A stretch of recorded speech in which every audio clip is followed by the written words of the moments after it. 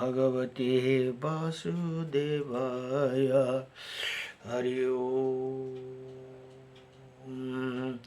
स्वस्ति श्री गणेशाय नमः। ओम श्री सरस्वती नमः। श्री वेदपुरुषाय नमः। ओम श्री मातृपितृचरणकमलेभ्यो नमः। ओम श्री गुरुचरणकमलेभ्यो नमः। ओम समस्त कुलदेवता चरणकमलेभ्यो नमः। ओम समस्त पितृदेवता चरणकमलेभ्यो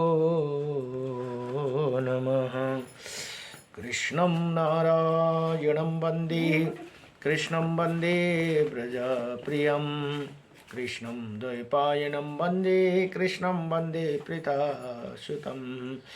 वासुदेवं सुतः देवकं सचारुणमर्दनं। देवकी परमानन्दं कृष्णं वन्दे जगद्गुरुं। मुखं करोति वाचालं पङ्गुं लङ्घयते गिरिं।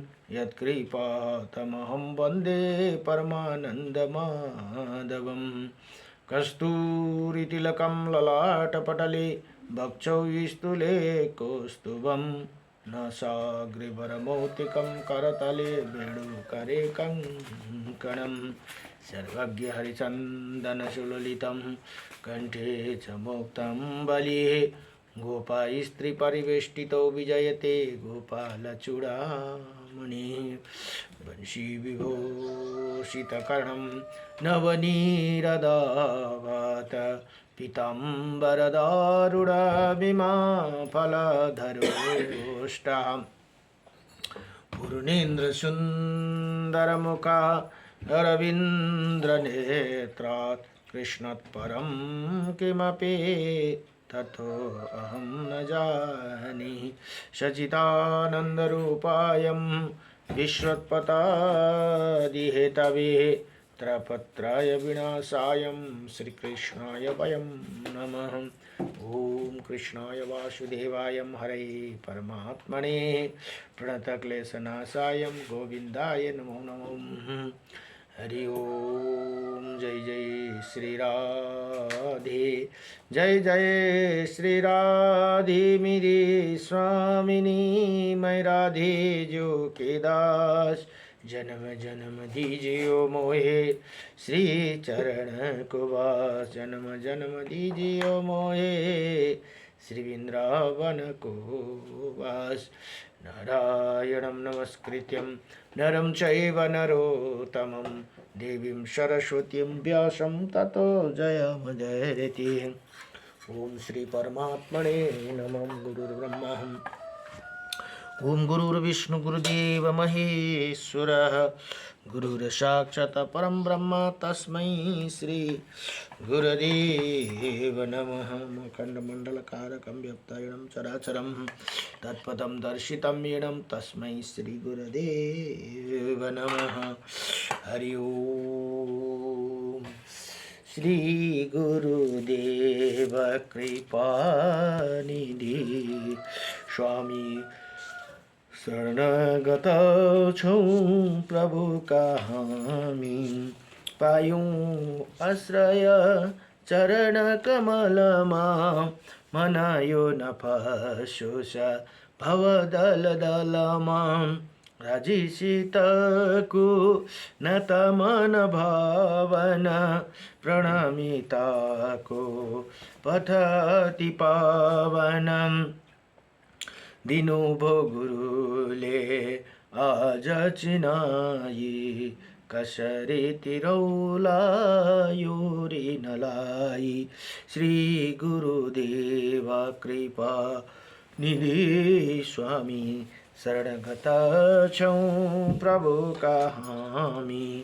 मनमा हरदम विषय चितायो। कति कति जन्म यसै बितायौँ राजीको करुणा भएछ आज मिल्यो हजुरको कृपा प्रसाद श्री गुरुदेव कृपा निधि स्वामी शरणगता छौँ प्रभु हामी गुरुको करुणा नभएसम्म भवसागर यो तरण सकिन्न निजी जन जानी दया म पाऊँ कृष्ण भजनमा रम्न म पाऊँ आशीष पाऊँ स्नेह म पाऊँ नित्य चरण को दर्शन पाऊँ वचन अमृत त्यो सदा म पाऊँ जन्म जन्म को कृपा म पाऊँ नमो भगवते श्री गुरु देव कृपा निधि स्वामी शरणगत छौँ प्रभु हामी कृष्ण गोविन्द हरे मुरारी हे नाथ नारायण वासुदेवम। र यहाँ स्तोत्र बलिमा एउटा महत्त्वपूर्ण स्तोत्र छन् जो श्री विष्णु अष्टविंशति नाम स्तोत्रम भनेर यहाँ अर्जुनले भगवान कृष्णलाई प्रश्न गर्नुहुन्छ। श्री अर्जुन उवाच किं नु नामं सहस्राणि जपते च पुनः पुनः यानि नामानि दिव्यानि तानि चक्षुषा केशव। भगवान केशव अर्जुन भन्नुहुन्छ हे भगवान केशव मनुष्य बार बार हजार नाम जप क्यों करते उनका दिव्य नाम वर्णन गरे भनेर यहाँ भन्नुहुन्छ। अब भगवान श्री कृष्ण भन्नुहुन्छ श्री भगवान उवाच मत्स्यं कुर्मं वरां च वामनं च जनार्दनं पुण्डरीकाक्षं माधवं मधुसूदनं पद्मनाभं सहस्राक्षं वनमाली हलायुधं गोवर्धनं हरिकेशो वैकुण्ठं पुरुषोत्तमं विश्वरूपं वासुदेवं रामनारायणं हरिं दामोदरं श्रीधरं च वेदंगं गणरोध्वजम् अनन्तकृष्ण गोपालं जपते नास्ति पातकं गावं कोटिप्रदर्शयम् अश्वमेधस्य च कन्यादानं शास्त्रं फलं प्राप्नोति मानव अमावास्याय पूर्णिमास्यम् एकदशं तथैव च सन्ध्याकाले स्मरे नित्यं प्रातःकाले तथैव च मध्याह्ने च जपे नित्यं सर्वै पाप प्रमोचति। यहाँ भगवान भन्नुहुन्छ हे अर्जुन यी जम्मा 28 वटा नाम छन् है। यी नाम जप गर्ने पुरुषको पापदेखि सम्पूर्ण पापदेखि मुक्ति हुन्छन् र उसले 1 करोड गौदान गरेको भने 100 अश्वमेध र 1000 कन्या दान गरेको फल प्राप्त गर्दछन्। औँसीमा पूर्णिमा तथा एकादशी तिथिको प्रतिदिन सन्ध्यामा प्रातः एवं मध्याह्न तीनै समय यी नाम स्मरणपूर्वक जप गर्ने पुरुष सम्पूर्ण पापदेखि मुक्ति हुन्छन् भनेर यहाँ बताउनुहुन्छ। नमो भगवते वासुदेवाय। हरि ओम। नारायणं परम ब्रह्म नारायणं परम तप नारायणं परम देव सर्वनारायणं सदा रामाय रामभद्राय श्रीरामचन्द्राय वेदसे श्री रघुनाथाय नाथाय सीताय पताय नमो। नमो भगवते वासुदेव। जय जय लक्ष्मीनारायण भगवान को जय जय सीतारामचंद्र भगवान को जय जय उमापति शंकर भगवान को जय जय श्री राधे हर हर महादेव शंभो। अहिले मत्स्य पुराण अध्ययन हुँदैछन्। मत्स्य पुराणमा जम्मा यहाँ 291 अध्याय र 14,000 श्लोक भनेर बताइएको छन् भने आज 69 अध्यायमा अब भीम द्वादशी व्रतका विधान भने व्रतको विधानहरूको विषयमा आउँदैछ है। हिजोदेखि अस्तिदेखि नै यहाँ भन्नुहुन्छ अब मत्स्य भगवान भन्नुहुन्छ हे राजन प्राचीन रथंतर कल्पको बात है पिनाकाधारी भगवान में शंकर मंदाराचल पर विराजमान थे। उसी समय महात्मा ब्रह्मा जी ने स्वयं ही उनके पास जाकर प्रश्न किया भन्नुहुन्छ। यहाँ ब्रह्मा जी ने सोध्नुहुन्छ हे देवेश्वर थोड़ी सी तपस्या मनुष्य को निरोगता अनंत ऐश्वर्य और मोक्ष के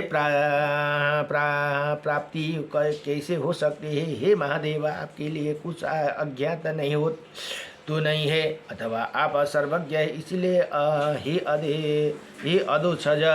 आपकी कृपा से थोड़ी सी तपस्या द्वारा इसी लोक और महान फल की प्राप्ति का क्या उपाय है ये बतलाइए भनेर यहाँ बताउनुहुन्छ। अब यहाँ मत्स्य भगवान भन्नुहुन्छ, ब्रह्मा जी के इसी प्रकार प्रश्न करने पर जगत की उत्पत्ति एवं वृद्धि करने वाला विश्वात्मा उमानाथ शिव मन को प्रिय लगने वाला वचन बोला। ईश्वर भगवान भन्नुहुन्छ, ईश्वर ने कहा, हे ब्रह्मा इसी तेईस सर्वे रथकान्ता रथान्तर कल्प के पश्चात जब पुनः बराह कल्प, अहिलेको कल्प पनि बराह कल्पै हो है, आयोग्य आएगा तब उसे सातवें वैवस्वत मनु, अहिले बराह कल्प र 7 नम्बरको मनु वैवस्वत मनु भनेर यहाँ बताइयो।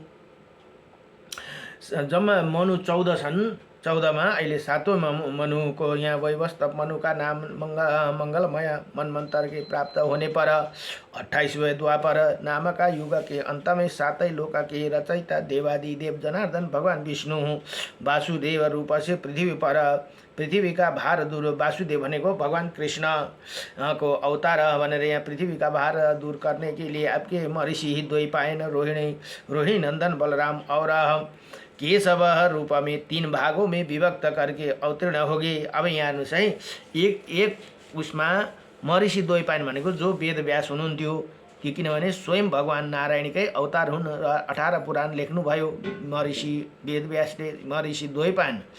रोहिणी नंदन भनेको भगवान बलराम रोहिणी का पुत्र, और केशव रूप से भनेको स्वयं भगवान कृष्ण 3 भागों में विभक्त करके अवतीर्ण होंगे। ये 3 अवतार भगवानकै अवतार हुन् स्वयं भनेर यहाँ बताउनुहुन्छ। ये होंगे वो कष्टहारी केशव कंस आदि राक्षसों को मद को चूर्ण करेंगे। श्रंका धनुषधारी उन जगतपति ने निवास के लिए मेरी आज्ञा से विश्वकर्मा द्वारावती द्वारिका नाम की पुरी निर्माण करेंगे भनेर यहाँ बताउनुहुन्छ। भगवान शिवले स्वयं ब्रह्माजीलाई बताउनु हुँदैछ है, जो समस्त दिव्य भोगों से भावों से युक्त होगी, इसी पर वो इस समय कुशस्थली नाम से विख्यात है। वही कवि जो जब द्वारिका के सभा में दानवराज कैटव के संहार का अमित तेजस्वी भगवान श्री कृष्ण अपनी पत्नियों को वृष्णिवंशी पुरुषों को प्रचुर दक्षिणा देने वाला राजाओं को कौरव और देव गंधर्वों से घिरे हुए बैठे रहेंगे और धर्म के वृद्धि करने वाला पौराणिक कथा होती रहेगी भनेर यहाँ बताउनुहुन्छ। तब कथा की ही समाप्ति पर भीमसेन प्रतापी श्री कृष्ण के वैसे ही प्रश्न करेंगे जो तुम्हारे द्वारा पूछा गया है भनेर यहाँ भगवान शिवजी भन्नुहुन्छ। जुन प्रश्न अहिले मलाई तपाईले सोध्नु हुँदैछ त्यही प्रश्नपछि भीमसेनीले भगवान कृष्णसँग सोध्नुहुन्छ भनेर यहाँ भगवान शिव भन्नुहुन्छ। और इसी धर्म के रहस्य के भेद को प्रकट करने वाला ब्रह्मा है, ब्रह्मा उसी समय पांडुपुत्र महाबली भीमसेन इसी धर्म के कर्ता एवं प्रवक्ता होंगे। उसी में ही उसके उदर में मेरे द्वारा दिए गए वृका भनेको वृका नाम का दक्षिण अग्नि का निवास होगा। यी भगवान शिवले दिनुभएको उनको यो वृक्रा भनेको चाहिँ ज्यादा भोग लाग्ने दक्षिण अग्नि का निवास होगा। इसी कारण वो धर्मात्मा वृकोदर नाम से भी विख्यात होगी। वही श्रेष्ठ बुद्धि संपन्न दानशील 10,000 हाथियों को सुदर्श वैशाली महत्व युक्त जरा रहित लक्ष्मीबान और कामदेव सुदर्श सुंदरशाली होंगे भनेर यहाँ भगवान भन्नुहुन्छ। अब भीमसेन के धर्मात्मा होने पर भी उधर में तीव्र अग्नि के स्थिर रहने का कारण उपवास में असमर्थ जानकर विश्वात्मा जगत गुरु भगवान वासुदेव ने उन्हें ये व्रत बतलाएंगे, क्योंकि ये संपूर्ण व्रत को श्रेष्ठ ही समस्त यज्ञ को फलदाता संपूर्ण पापों को विनाशक है भनेर यहाँ भगवान शिवले ब्रह्माजीलाई बताउनु हुँदैछ। अखिल दोष का शासक समस्त देवताओं द्वारा सम्मानित संपूर्ण पवित्र पदार्थों में परम पवित्र निखिल मंगलों में श्रेष्ठ मंगल रूप भविष्य में सर्वाधिक भव्य और पुरातन में विश्व पुरातन है भनेर यहाँ बताउनुहुन्छ। अब भन्नुहुन्छ भगवान वासुदेव कहेंगे, हे भारत यदि तुम अष्टमी चतुर्दशी द्वादशी तिथियों में तथा अनन्य दिनों में नक्षत्रों में उपवास करने में असमर्थ हो तो अब भगवान कृष्णले यहाँ भीमसेनलाई बताउनु हुँदैछ, तुम्हें एक पाप विनाशिनी तिथि का परिचय देता हूँ। उसी दिन नाम निम्न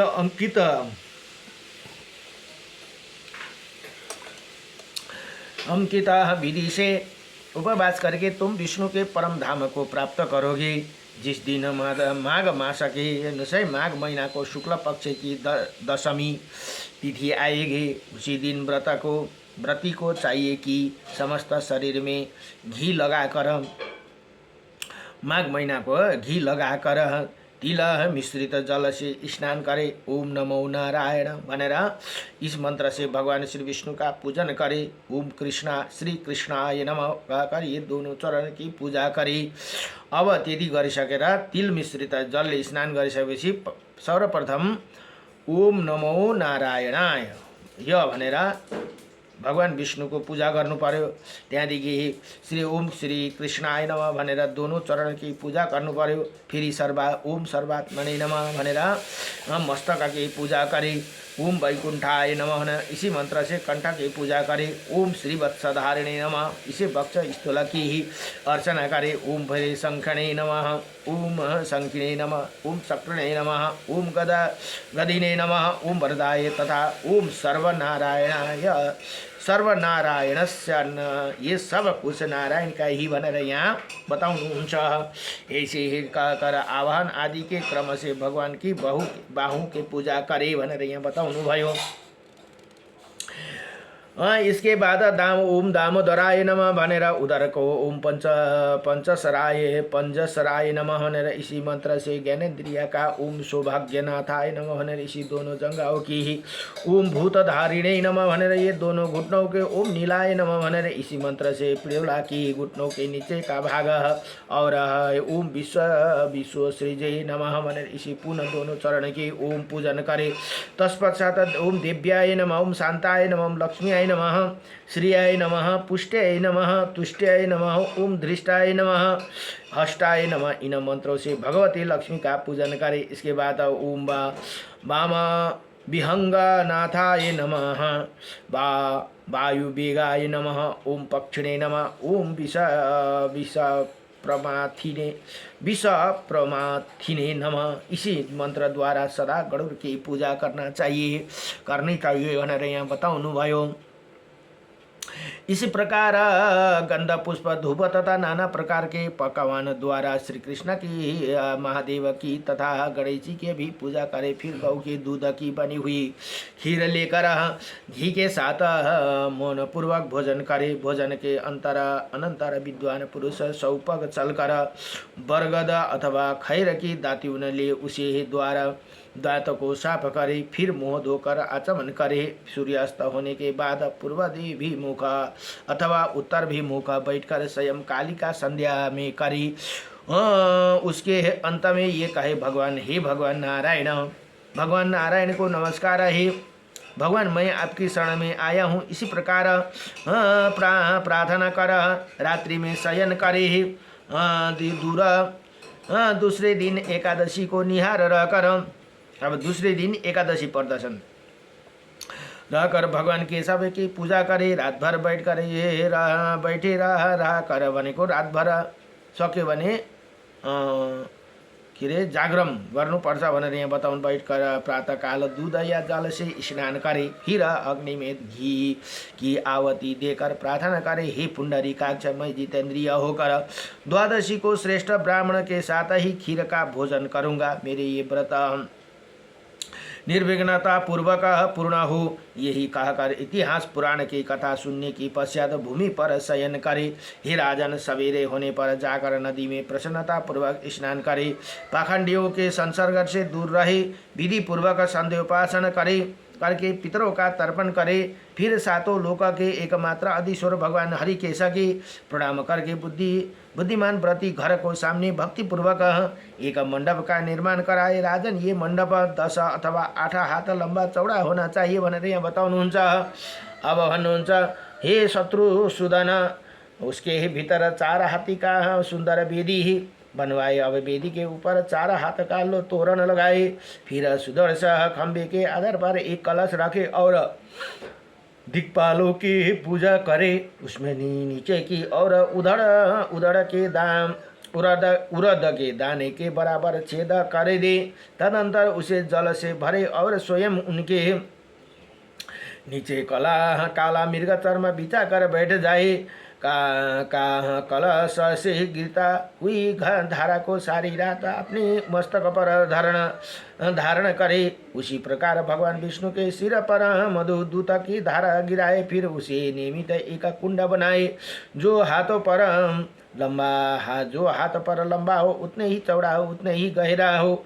उसके ऊपरी किनारों पर 3 महिला बनाए। उसी यथा स्थान योनि और मुख को भी चिन्ह बनाए। तदंतर ब्राह्मण कुंड में अग्नि प्रज्वलित कर एकाग्र उपासक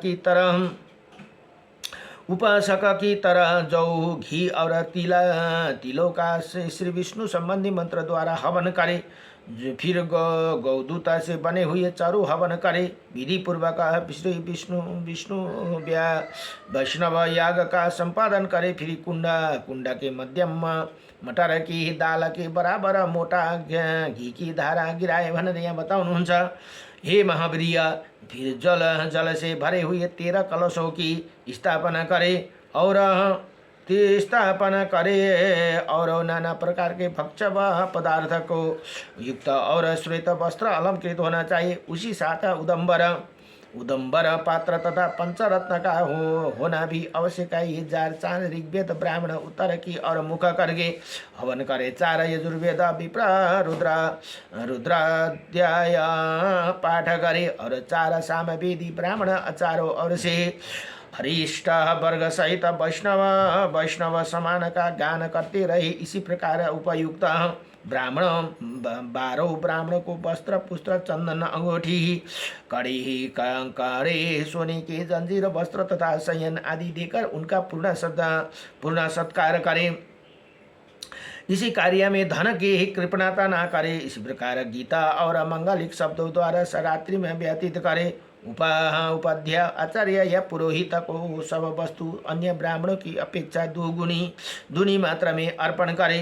कुरुश्रेष्ठ रात्रि के बाद जब निर्मल प्रभात उदय हो तब शयन से उठकर नित्य कर्म पश्चात मुख पर सोने का पात्रों से वशीभूत हुई 13 गौदान करनी चाहिए। वही सब दूध देने वाला सीधी और उनके खुर चांदी मुड़े हुए और उन्हें सबको वस्त्र उड़ाकर चंदन से वशीभूत किया गया। गौ के साथ कांस का दौन पात्र होना चाहिए। तो गौ दान के पश्चात उन्हीं सभी ब्राह्मणों को भक्ति पूर्वक नाना प्रकार के भक्ष्य भोज्य पदार्थों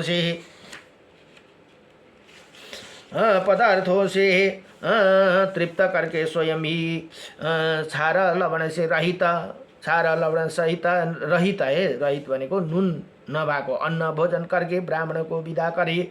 पुत्र और स्त्री साथ 8 पग तक इसे पीछे जाए और इसी प्रकार प्रार्थना करे। हमारे इस कार्य से देवताओं का स्वामी भगवान श्री विष्णु जो सबका कलेश दूर करने वाला है प्रसन्न हो। श्री शिव के हृदय में श्री विष्णु और श्री विष्णु के हृदय में श्री शिव विराजमान है। यदि इन दोनों में अंतर देखता हूँ तो इसी तो धारण से मेरी आयु बढ़े तथा कल्याण हो। ये कहकर बुद्धिमान व्रती उसी कलशों से गौ के सैया पर सयो तथा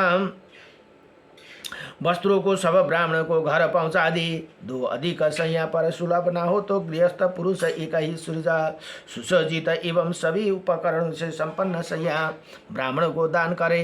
नरसिम्हा जी से विपुल लक्ष्मी अभिलाषी उसे वह दिन इतिहास और पुराण के श्रावण से ही बताना चाहिए। अतः भीमसेन तुम ही शतगुण का आश्रय ले मत्सर्य का त्याग करे। इस व्रत का सम्यक प्रकार से अनुष्ठान करे। ये बात बहुत गुप्त है किंतु स्नेहवश मैंने तुम्हें बता दिया है भनेर यहाँ भगवान कृष्ण भीमसेनलाई सम्झाउनुहुन्छ। हे वीर, तुम्हारे द्वारा इसका अनुष्ठान होने पर ये व्रत तुम्हारी ही नाम से प्रसिद्ध होगी। इसी लोग भीम द्वादशी के कहेंगे। ये भीम द्वादशी सब पापों को नाश करने वाला और शुभकारिणी होगी। प्राचीन कल्प में इसी व्रत का कल्याणी व्रत कहा जाता है। महान वीरों में श्रेष्ठ वीर भीमसेन, इसी 12 वराह कल्प में तुम इसी व्रत को सर्वप्रथम करता बनो। इसी समय में ये कीर्तन मात्र करके मनुष्य का सारा पाप नष्ट हो जाते और वो देवताओं का राजा इंद्र बन जाते हैं भनेर यहाँ बताउनु भयो।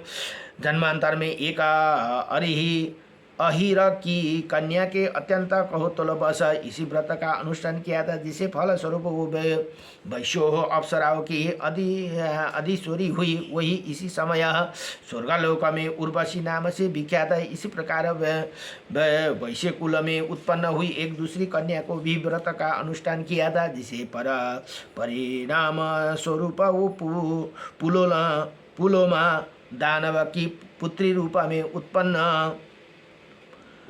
होकर इंद्र की पत्नी बनी। उसके अनुष्ठान काल में जो सबके सेविका थी, वही इसी समय मेरी प्रिय सत्यभामा हे भनेर यहाँ भगवान श्री यसरी बताउनुहुन्छ। जुन हेर्नुहोस् है, यो व्रतले यस्तो यस्तो फल पाउँदो रहेछ। इसी समय ये मेरी प्रिय सत्यभामा हे, पूर्व काल में ये कल्याणमयी तिथि को सहस्त्र किरणधारी सूर्य ने हजारों धाराओं से स्नान किया था। इसी कारण उन्हें उस प्रकार का तम तेजोमय मंडल और वेदोमय शरीर प्राप्त हुआ। महेंद्र आदि देवता वसु के तथा असुरों ने इसी पर व्रत अनुष्ठान किया। यदि एक मुख में 10,000 करोड़ जीवा हो तो इसके फल का पूरा वर्णन नहीं किया जा सकता भनेर यहाँ बताउनुहुन्छ। अब हे ब्राह्मण, कलियुग के पाप का नष्ट करने वाली एवं अनंत फल प्रदान करने वाला इसी कल्याणमय तिथि को महिमा का वर्णन यादव को राजकुमार भगवान श्री कृष्ण ने अपने श्रीमुख से करेंगे। जो इसके व्रत का अनुष्ठान करता है उसे नरक में पड़े हुए संपूर्ण पितरों को भी उद्धार करने में सामर्थ्य है चतुराण भनेर यहाँ भगवान शिवजी ब्रह्माजीलाई भन्नुहुन्छ। जो अत्यंत भक्ति के साथ इसी पापनाशक व्रत की कथा को सुनता है तथा दूसरों को ऊपर के लिए पढ़ता है और सुनाता है, वो इस लोक जनता का स्वामी और संपूर्ण संपत्तियों को भागी हो जाते तथा परलोक में अपनी समाप्ति के समानता के प्राप्त कर लेते हैं। पूर्व कल्प में जो माघ मास की द्वादशी परम पूजनीय कल्याणी तिथि को नाम से प्रसिद्ध है, वही अब पांडुनंदन भीमसेन के